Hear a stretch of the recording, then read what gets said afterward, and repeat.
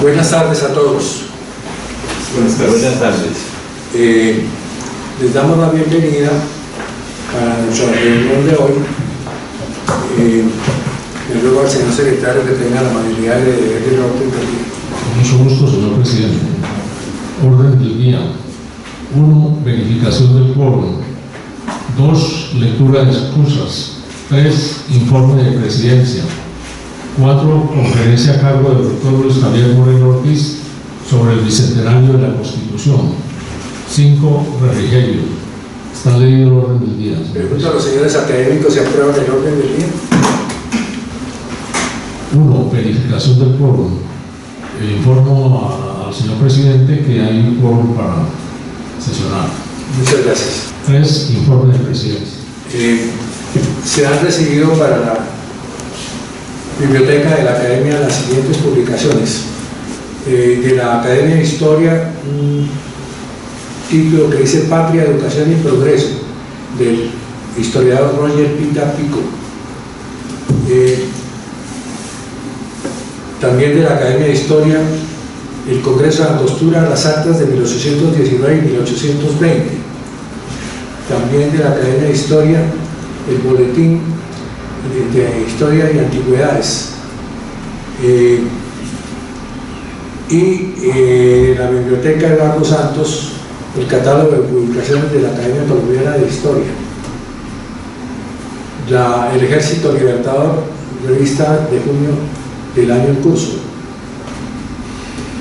Las finanzas de nuestra primera independencia, también de la misma academia, son donaciones todas para la biblioteca. De Derechos Humanos de la Universidad Libre Seccional de Barranquilla, mecanismos de soluciones amistosas al sistema de peticiones y casos, impacto de las soluciones amistosas y por último, la revista de la Universidad de La Sabana, llamada Aquichan, que corresponde a la edición de febrero del 19. Entonces daremos las gracias y pasan con destino a la biblioteca de la corporación. Me permito informarles que se ha firmado y les pasaremos después por correo electrónico, después de mañana o pasado mañana, el contrato con Tirán Loblanche para la edición de lujo de la historia académica de la historia constitucional de Colombia en 4 volúmenes que se van a reducir a 2 y que será una edición especial con motivo de los 125 años de la academia. Entonces el doctor Moreno tiene la amabilidad también como coautor de esa edición de firmar el acta correspondiente que la tiene el doctor Molina con los señores de Piedad Lunash. Ya está firmada por mí, pero faltaban algunos ajustes que se están haciendo en la Secretaría. Y también ellos nos obsequiaron un libro que se llama Robótica, Armas y Derecho Internacional, de Juan Ramón Martínez Vargas, y le ruego al señor secretario que lo mostremos. Es el mismo formato, tamaño y papel que se utilizará en el libro del que les he hablado con Tirán Loblanche, para que ustedes tengan la amabilidad de observar el estilo del libro, pero este también pasa a la biblioteca.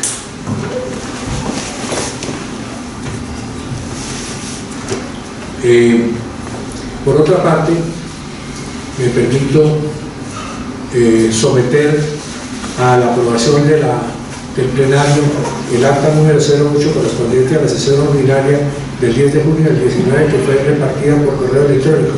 Pregunto si tienen observaciones. Como no hay observaciones, pregunto si la aprueban. En cuanto al informe de presidencia, continuando con él, tenemos que se envió a nombre de la academia una felicitación a la doctora Margarita Cabello Blanco, nueva ministra de Educación, de Justicia y del Derecho, recientemente designada por el Gobierno Nacional para ese encargo, y que es académica correspondiente del capítulo de Barranquilla. Este informe está tasado porque en la sesión anterior lo pospusimos, de modo que por eso las fechas están un tanto atrasadas. El 20 de mayo estuvieron invitados a una sesión ordinaria con expositores, la doctora Estefanía Pachi y el doctor Luis Cucarela, quienes presentaron sus respectivas conferencias que serán publicadas en la revista de la academia. El 22 de mayo viajamos a Barranquilla con el doctor Gilberto Álvarez para la posición de los académicos corrientes, el doctor José Jesús López Álvarez, Renato de Silvestre Saade, y Rodríguez Uribe Largacha. Como miembro del número se accedió al doctor Ramón Pacheco Sánchez. En sesión especial del 19 de junio, el doctor Augusto Cangrejo Cobos presentó un folleto y dictó una conferencia sobre la jurisprudencia del ocaso del derecho civil, editado con sus fondos propios, el folleto, en el cual los que no lo tengan pueden obtenerlo en la Secretaría a la salida de esta reunión. Igualmente se les entregará un ejemplar de la revista correspondiente al primer semestre, que es la 369. Cada uno podrá reclamar un ejemplar y a los que falten se les seguirá entregando a medida que comparezcan a las reuniones. Se informa también que se radicó en el Ministerio de Educación el informe al que nos obligan los convenios celebrados con dicha entidad. El 30 de mayo viajamos con el doctor Álvarez, también estuvieron presentes el doctor Cesario Rocha Ochoa y el doctor Trujillo Muñoz a la sesión solemne de posesión como miembro correspondiente del doctor Luis Fernando Sánchez Cuerdas. Fue una magnífica reunión en la que estuvimos muy bien atendidos y la academia quedó, como en todas las oportunidades anteriores, muy bien puesta en las circunstancias muy solemnes que esa reunión habilitó y que fuimos dignos receptores de una magnífica reunión plena de cordialidad y de alegría y de sentido académico. Y por último, se recibió el 5 de junio en sesión solemne la posesión como miembro del número del doctor Carlos Ignacio Jaramillo, quien editó un libro especial para la ocasión, lo tenía listo, que se llama El abuso del derecho, y que también en algunos ejemplares pasó a la biblioteca de la academia. Y por último, el doctor Gabriel Ruan Santos, que es expresidente de la Academia Venezolana, homóloga nuestra en Caracas, tomó posesión como miembro del número, como miembro correspondiente de esta academia el día 18 de junio pasado. Ese es el informe de presidencia. Conferencia a cargo del doctor Luis Javier Moreno López sobre el bicentenario de la Constitución. Buenas tardes, señores académicos. Debo comenzar por agradecerles al presidente de la academia, a la comisión de la mesa, el encargo tan feliz que es para mí tener la oportunidad de estudiar estos temas tan interesantes como los histórico-constitucionales. Estamos en una época importante, una época en donde ya nuestra vida de hoy tiene siglos y debemos comenzar a pensar qué es lo que hemos ido haciendo en esta andadura solitaria como república. En el año 1819 acaece la independencia por las armas y probablemente sea un año para festejos vinculados a ese ejercicio, el ejercicio de las armas. Sin embargo, esta conferencia plantea un par de rupturas. No pretende encomiar a los héroes de la independencia por las armas, sino presentar una revisión de la Constitución con ocasión del Bicentenario. Por eso el título, Bicentenario de la Constitución. Quisiera proponer tres hipótesis para desarrollarla. La primera es que la Constitución es más antigua que la República. Y ese es un dato importante. La República no empieza antes de la Constitución. La Constitución empieza antes de la República. Es decir, en nuestro caso, la historia precedente es la historia constitucional y solo después la historia republicana. Y eso tiene consecuencias que trataré de mostrar cuando la desarrolle.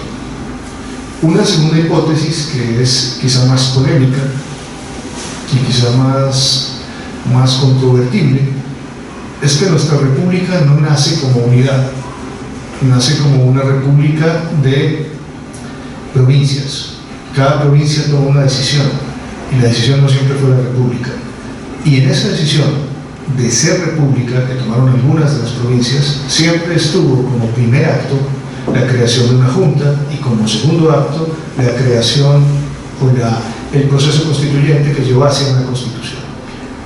Esta época, que afortunadamente en los últimos años tiene un nombre más feliz, Primera República, en lugar de ese nombre descalificado y absurdo de Patria Boba, se caracteriza por un fuerte movimiento constitucionalista que tiene algo interesante. Todas las provincias que deciden ser república se aventuran a hacer constituciones. Lamentablemente, para lo que será la historia posterior, ese experimento dura muy poco tiempo. Termina con la Reconquista y termina de manera no pacífica. Y eso es lo que abre la puerta al experimento posterior. Y ahí creo que también voy a desfasarme un par de años.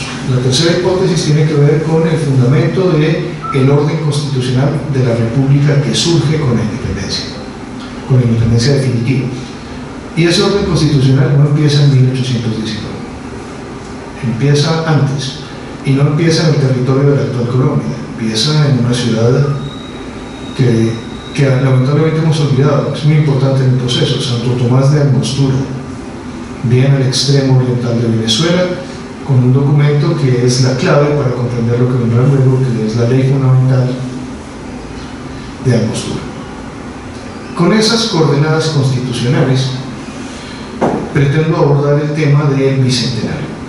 Pero antes de hacerlo quisiera agotar dos breves cuestiones previas.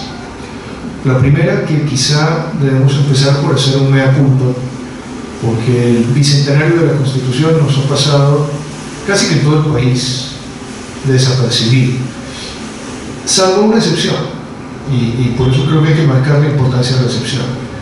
La excepción fue Antioquia, que en el año 2012, comenzó a pensar en celebrar el bicentenario del Estado de Antioquia, decían ellos, y que tuvo un vínculo con la Academia en ese año, y con ocasión de conmemorar su bicentenario, organizó 4 conferencias.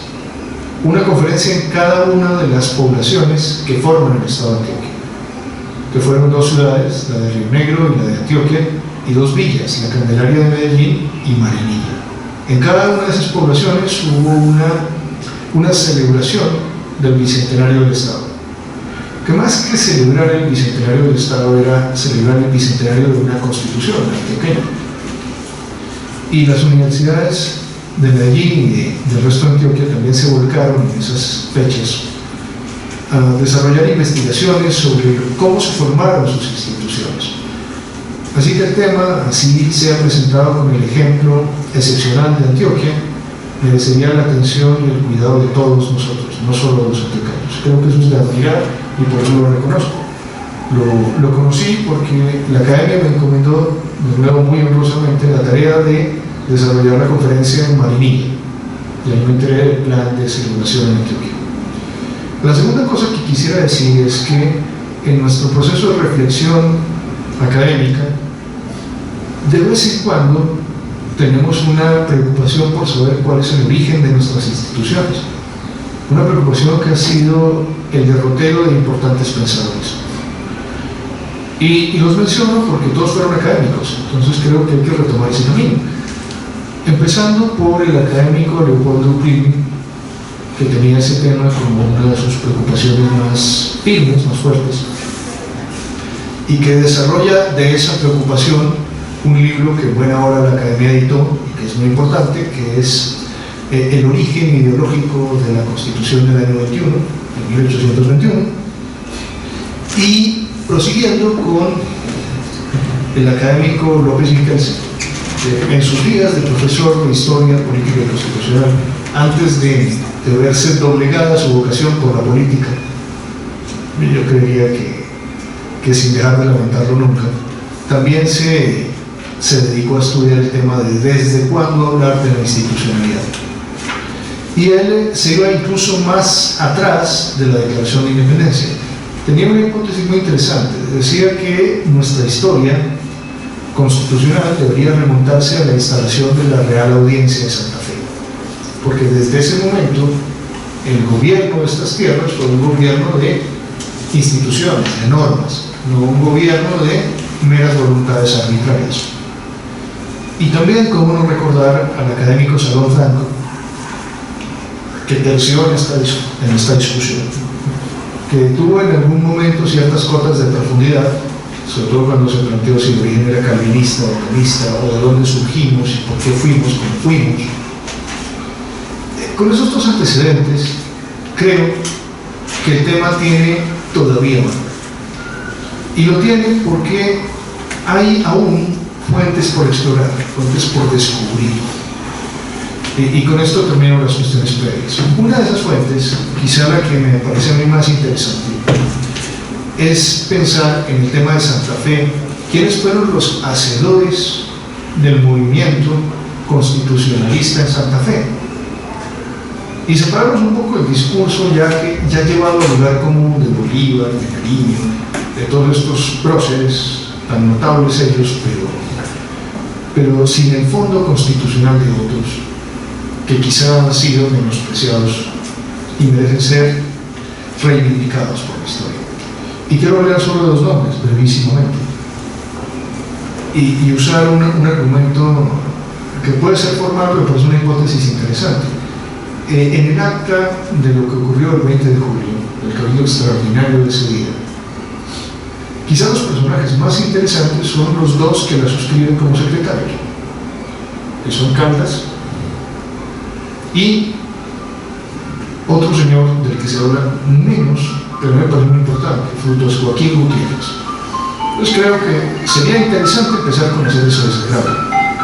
Caldas, reconocido como el sabio, pero también como una persona que influía en el momento y que determinaba cosas que valía la pena considerar.